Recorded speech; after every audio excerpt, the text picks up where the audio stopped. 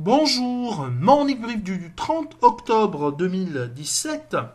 Une semaine positive pour les bourses maghrébines, mais les volumes étaient globalement faibles, hein. Donc il y a eu peu de vols au niveau des marchés actions maghrébins. Donc le MASI a progressé de 0,78% sur la semaine, à plus 6,51% depuis le 1er janvier 2017.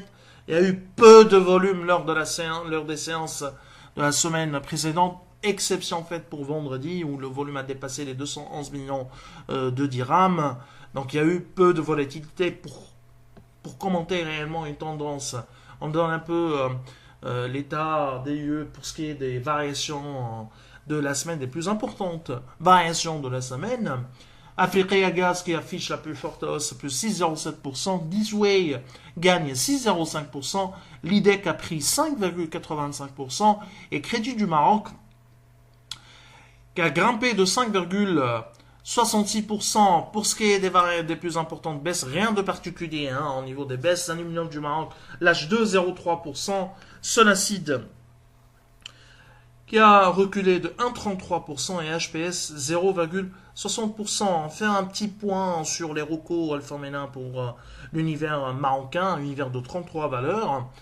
On y reviendra dans les jours qui viennent en détail, aussi bien pour l'univers marocain que pour l'univers tunisien, puisqu'on s'approche de la fin de l'année, pour vous donner un peu notre vision sur l'année 2018, bien sûr.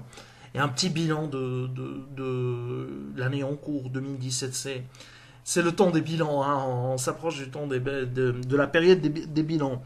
Donc actuellement on a 10 valeurs avec une opinion positive sur un total de 33 valeurs, ce qui correspond à 30%, et qui correspond parfaitement à notre vision des marchés et à notre opinion et notre modèle de valorisation indépendant. Donc on est à 30% seulement d'opinion positive. Et on est sur 17 valeurs avec opinion vente, ce qui constitue quand même un niveau très important par rapport à nos confrères brokers marocains. Alors nous on apprécie deux valeurs essentiellement, Doha et SBM, où on est à l'achat. Doha figure parmi notre portefeuille central. On perd de l'argent pour le moment et on est convaincu qu'il y aura il y aura une forte reprise sur Doha, avec éventuellement la reprise de la demande dans l'immobilier au Maroc. Nous apprécions également Cosumar et Lésieur Cristal. On y reviendra en détail dans les jours qui viennent. Tunis, Tunindex, une semaine dans le vert après 4 baisses hebdomadaires successives. Le marché a gagné 0,09% sur la semaine. Rien du tout, hein, c'est rien du tout vraiment. On est à plus 10,84% depuis le 1er janvier. Pour ce qui est des variations de la semaine, pareil, il y a eu peu de volatilité lors des séances de la semaine précédente. Polina a gagné 5,14%.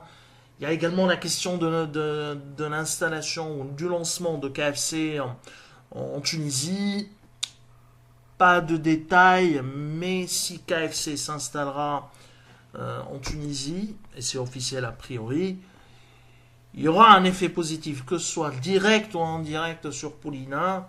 Et KFC, c'est une des rares chaînes qui pourrait réussir en Tunisie, quoi, hein. Donc, Cartas Cement plus 5%. À propos, il n'y aura pas de grève chez Cartas Cement, puisque le syndicat a trouvé un accord avec M. Adel Grar, directeur général del Karam, M. Riza Shalhoum, ministre des Finances, et M. Ibrahim Sana, PDG de Cartas Cement. Et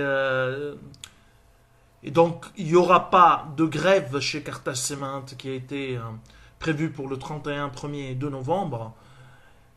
Principale révocation du syndicat, c'est de les impliquer dans la session, quoique ils sont même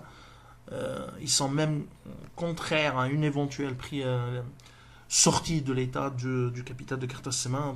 Juste, faudra donner au syndicat le bilan de Carthage Cement pour savoir que le cimentier vit actuellement une situation très difficile, qu'il est soutenu par les banques durant cette période, essentiellement par la banque publique, la banque de l'État, BNA. Donc, il faut que le syndicat soit également raisonnable, et qu'il jette un coup d'œil sur les bilans de Carthage Cement. Et pareil, il y aura probablement une autre grève la semaine prochaine, ou on annonce une autre grève pour la semaine prochaine pour le secteur du pétrole, ou en liaison, en relation avec le dossier STIP, autre dossier également très difficile à traiter pour le gouvernement. Je pense que le syndicat devra se calmer un peu et regarder la réalité en face. La Tunisie a peu de marge de manœuvre, et il n'y a pas d'argent directement. Il faut dire la réalité, il faut voir la réalité en face. Actuellement, les traitements de faveur, les privilèges, les révocations doivent cesser pour laisser place au raisonnement, à des raisonnements, et de réfléchir à un raisonnement orienté vers le sauvetage de ces sociétés, et de penser sérieusement à l'avenir de ces sociétés, et non pas uniquement aux intérêts du personnel dans des sociétés qui sont, dans la plupart des cas, structurellement déficitaires. On y reviendra également sur la privatisation, sur les caisses de retraite, où on annonce des réformes très importantes. On y reviendra également en détail. Alors, selon les chiffres de l'INS, la production industrielle en Tunisie a baissé au cours du mois d'août de 0,9% en glissement annuel, et a reculé de 1% depuis le début de l'année.